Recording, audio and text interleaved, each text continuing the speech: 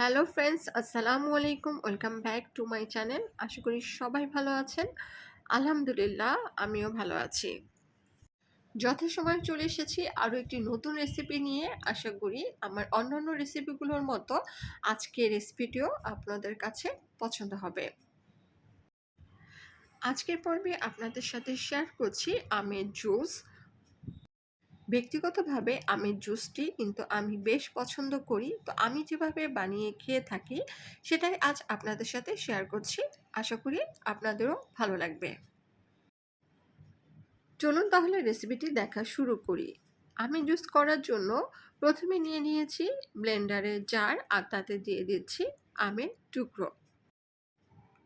আমি এখানে মূলত 4টি আমের আঁটি বাদ দিয়ে বাকি অংশটুকু নিয়েছি। এরপর এতে দিলাম 2 টেবিল চামচ পাউডার দুধ। তবে এটা আপনারা স্কিপ করতে পারেন, তবে পাউডার দুধটি দিলে জুস খেতে বেশি ভালো লাগে। এরপর চিনি দিলাম 2 টেবিল চামচ, তবে চিনি অবশ্যই আপনাদের স্বাদ অনুযায়ী দিবেন এবং আমে কতটা মিষ্টি আছে সেটা চেক করেও দিবেন। এরপর দিলাম ঠান্ডা পানি 2 কাপ।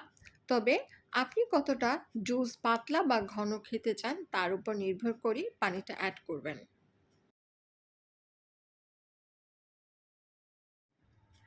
এরপর দিলাম ম্যাঙ্গো সেন্ট। আমি এখানে ২-৩ ফোঁটা ম্যাঙ্গো সেন্ট নিয়েছি। তবে আপনি চাইলে এটা স্কিপ করতে পারেন।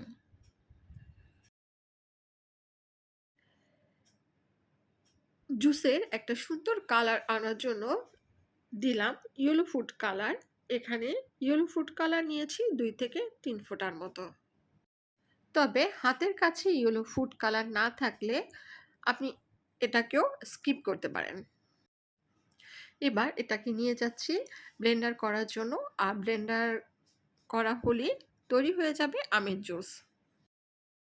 এবার আপনি চাইলে এটাকে ছেঁকে নিতে পারেন। তবে আমের জুস করার সময় আমি কখনোই ছেঁকে নেই না। কেননা যতটুকু দানা, দানা মুখে বেজে যায় সেটা কিন্তু মুখে গেলেও খুব একটা খারাপ লাগে না।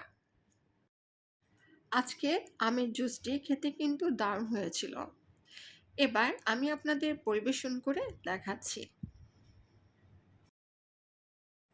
যেহেতু ঠান্ডা পানি দিয়েছিলাম তাই আর বরফ কুচি দেইনি। তবে আপনি অবশ্যই ঠান্ডা খেতে চাইলে বরফ কুচি দিয়ে নিবেন। তাহলে ফ্রেন্ডস, দেখতে পারলেন আমি কিভাবে আমের জুস তৈরি করে খাই। এটা খেতে কিন্তু চমৎকার লাগে। আপনারা অবশ্যই বাসায় তৈরি করে খাবেন এবং এভাবে খেয়ে থাকলে অবশ্যই আমাকে কমেন্টস করে যাবেন। আপনাদের এইসব ছোট, ছোট কমেন্টসগুলো সত্যিই আমার কাছে একটা অক্সিজেনের মতো কাজ করে। কাজ করার উৎসাহ পাই। আজকের মতো তাহলে এখানেই বিদায় নিচ্ছি। সবাই ভালো থাকবেন, সুস্থ থাকবেন। আল্লাহ হাফেজ।